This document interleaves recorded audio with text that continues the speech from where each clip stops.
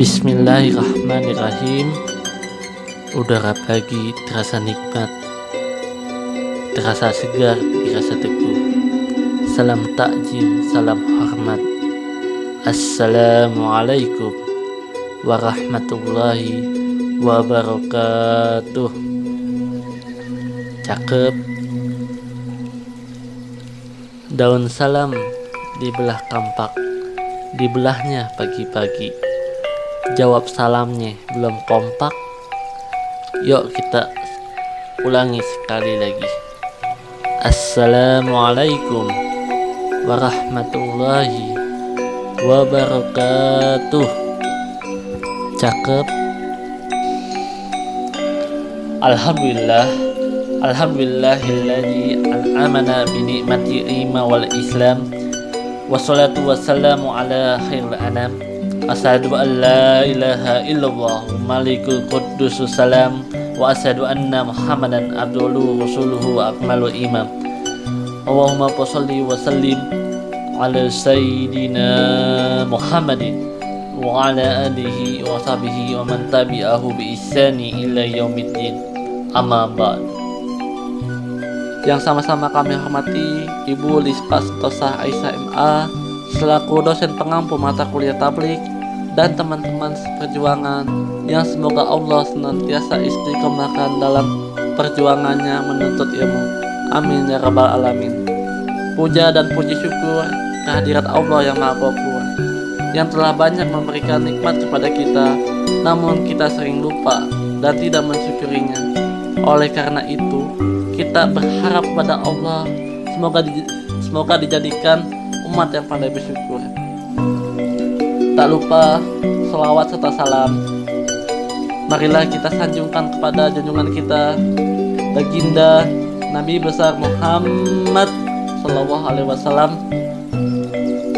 Beliau anta samsun bagaikan matahari yang menerangi di pagi dan siang hari. Beliau anta badrun bagaikan bulan yang menerangi di malam hari. Beliau anta nurun fauqa nuri bagaikan cahaya di atas cahaya yang dapat menerangi di mana saja. Beliaulah manusia yang tidak seperti manusia pada umumnya. Hadirin, pemuda adalah harapan bangsa. Pemuda adalah harapan agama. Pemuda sebagai pelanjut sejarah, penerus cerita. Di negara kesatuan Republik Indonesia ini sangatlah diharapkan pemudanya. Dahulu orang tua kita sudah berjuang mati-matian untuk kemerdekaan negara Republik Indonesia ini, mengorbankan keringat, air mata, darah, dan nyawa. Semua berjuang, tidak hanya TNI, ulama dengan jamaahnya, kiai dengan santrinya, bahu-membahu berjuang demi kemerdekaan Indonesia. Saat ini, kita sebagai pemuda hanya tinggal meneruskan saja. Dengan ilmu, iman, dan takwa, kita isi negara yang sudah merdeka ini. Mau nggak tinggal berjuang? Tinggal lanjutin saja, kok susah. Karena sebagian pemuda saat ini kurang peduli terhadap bangsa dan agamanya. Kalau kita lihat, negara dan agama kita kondisinya sangat sedih, kawan. Bagaikan sebuah makanan yang diperebutkan oleh banyak orang, yang diaduk-aduk. Kalau zaman dulu, musuh kita jelas, kafirnya jelas, lawannya kemana kita tahu. Sekarang ini banyak sekali yang mengadu domba antar warga. Dan sekarang ini pula Islam pun diadu domba dengan Islam. Bagaimana kawan? Kalau nggak kuat-kuat toleransi, ilmu, iman, dan takwa, hancur bakalan. Oleh karena itu, kita harus persiapkan, mau nggak peduli dengan keadaan bangsa dan agamanya. Kalau lihat pada zaman ini, kita lebih banyak mainnya, apa belajar dan ngajinya. Sedih, padahal kita tinggal nerusin saja. Kita sebagai pribuminya teknologi, karena kita lahir di zaman yang sudah canggih ini, serba ada. Makanya pemuda zaman sekarang inginnya serba instan.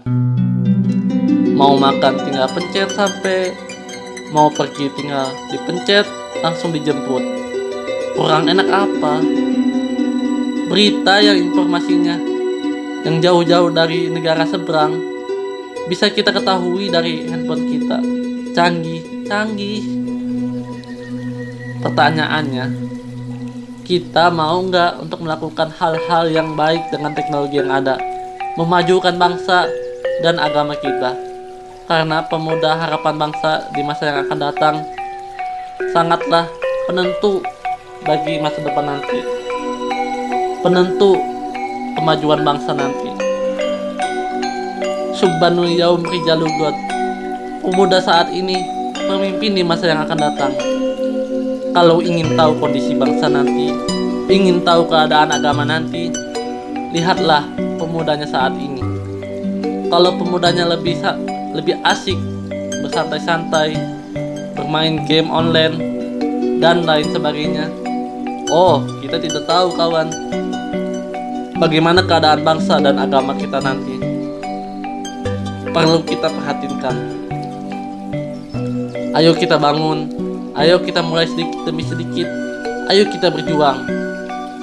John Naisbitt dan Patricia Aburden dalam bukunya Megatrend 2000 mengatakan bahwa ada 3 faktor F yang mempengaruhi kehidupan manusia,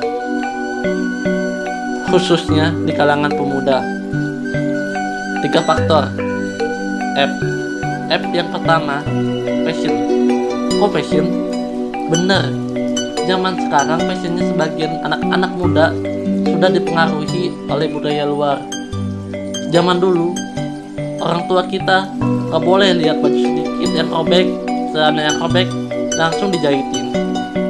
Anak zaman sekarang, baju yang rapat-rapat, dirobek-robekin. Terbalik kawan. Zaman dulu, orang tua kita biar dikata susah, ngelihat anaknya bajunya kekecilan, dia usaha, dia cari buat gantiin bajunya yang lebih pantas kawan. Passion kita udah diacak-acak dengan budaya luar. Itu karena minimnya ilmu, minimnya iman, takwa kita. Lalu F yang kedua apa? Food, makanan. Nah, makanan kita udah diacak-acak juga. Zaman dulu orang tua kita kalau mau makan alami, kalau mau makan langsung dari kebun tinggal metik. Kalau emang mau makan ayam, daging ayam, tinggal motong sendiri. Jelas halal haramnya. Belum tercampur zat kimia. Jadi penyakit belum bermacam-macam. Karena makanannya masih alami, cepat diolah oleh tubuh. Sekarang, saat ini, makanan udah bermacam-macam. Segala inilah, itulah, apalah itu. Makanya penyakit pun bermacam-macam. Betul tidak? Sebab makanannya udah aneh-aneh. Apaan aja dimakan. Yang serba instan yang dicari. F yang ketiga tuh fun, hiburan. Hiburannya anak muda zaman sekarang udah kagak jelas. Udah banyak tontonan yang sekarang tidak menjadi tontonan kawan sohi. Anak zaman sekarang maghrib kalau kita lewat di gang rumahnya udah terdengar suara berebut remote sama orang tuanya. Tontonan udah pada nggak jadi tontonan sekarang. Maghrib dangdut mulai. Bagaimana moral bangsa kita nggak hancur kawan?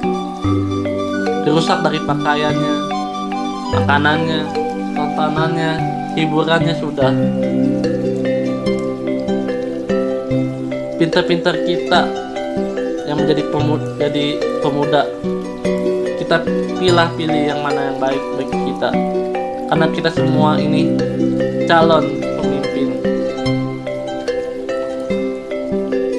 Dengan kemajuannya zaman yang berkembangnya pesat teknologi dan informasi pada masa ini, kita sangatlah memiliki banyak peluang untuk berada jauh lebih maju dibandingkan dengan generasi sebelumnya. Seperti yang telah dikatakan oleh Presiden Soekarno dahulu, beri aku 1000 orang tua, maka akan kucabut gunung dari akarnya. Beri aku 10 pemuda, akan kuguncangkan dunia. Majunya zaman, berkembangnya teknologi, menuntut kita yang lahir pada generasi ini harus memiliki kualitas dan kinerja yang semakin tinggi. Untuk dapat meningkatkan hal tersebut, maka kita harus dapat belajar dengan cepat, beradaptasi dengan cepat, melakukan sesuatu yang kreatif untuk memecahkan setiap masalah yang timbul yang ada di sekitar kita. Karena kita semua ini adalah calon-calon pemimpin. Siapa tahu di antara kita bisa menjadi lurah, bisa menjadi menteri, bisa pula menjadi presiden. Kita nggak tahu, takdir Allah yang tahu. Karena kita semua ini calon pemimpin. Subhanul yaum rijalul ghad. Lantas, pemuda seperti apa yang bisa kita ikutin dan harapkan di zaman sekarang ini? Dalam sebuah pepatah Arab dikatakan, pemuda yang bisa diharapkan itu yang kayak gini, yang berani mengatakan, ini yang saya punya, ini yang saya bisa, ini yang saya raih. Bukan yang berani mengatakan, ini yang orang tua saya punya, ini yang orang tua saya bisa. Hanya mengandalkan orang tua. Nggak zaman sekarang begitu. Berani melakukan, berani berjuang. Nih pemuda yang dicari. Jangan takut untuk berjuang. Oleh karena itu, mari kita persiapkan sama-sama, manfaatkan waktu masa muda kita. Masa muda waktu yang paling manis, kawan. Manfaatkan yang 5 sebelum datang yang 5. Kata baginda Nabi besar Muhammad SAW. Yang pertama, muda sebelum tua. Manfaatkan selagi muda. Mata masih jelas untuk melihat, kuping masih terang untuk mendengar, mulut masih gampang untuk mengucap, belajar juga masih enak, masih nggak kepikiran kegiatan rumah tangga. Makanya selagi muda, manfaatkan untuk belajar.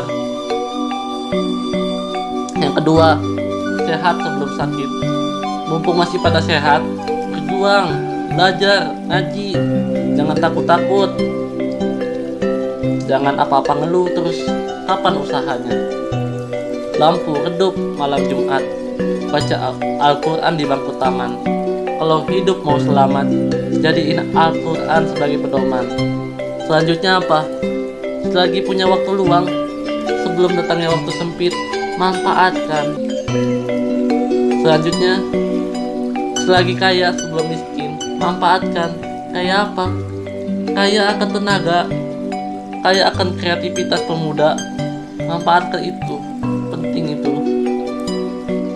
Yang kelima, yang terakhir, selagi hidup sebelum mati, manfaatkan.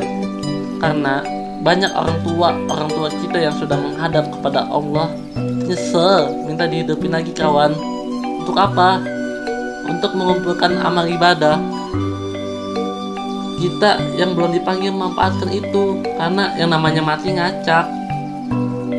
Mau datangnya secara tiba-tiba, ngepilah-pilih. Saya yang lagi ngomong mati bisa nggak? Bisa. Kawanku sekalian yang lagi nonton saya, mati bisa nggak? Bisa.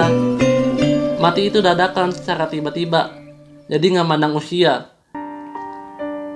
Oleh karena itu, pesan saya untuk kita semua calon-calon pemimpin, ayo sama-sama kita berjuang dengan cara belajar dan ngaji. Ayo sama-sama kita kuatkan iman takwa kita, serta saling mengingatkan, saling menjaga satu sama lain. Jangan sampai generasi kita menjadi sebab kehancuran bangsa Indonesia tercinta. Semoga apa yang saya sampaikan ini menjadi suatu ilmu yang bermanfaat, khususnya buat diri saya pribadi dan antum semua. Mohon maaf apabila salah-salah kata. Jika ada tongkat patah, jangan disimpan di dalam lemari. Jika ada kata-kata yang salah, mohon dimaafkan sepenuh hati. Ngambil rambutan di rumah Bang Dullah, minjem gala di rumah Pak Marsiah. Kesempurnaan hanyalah milik Allah. Hilaf dan salah ada pada saya selaku manusia.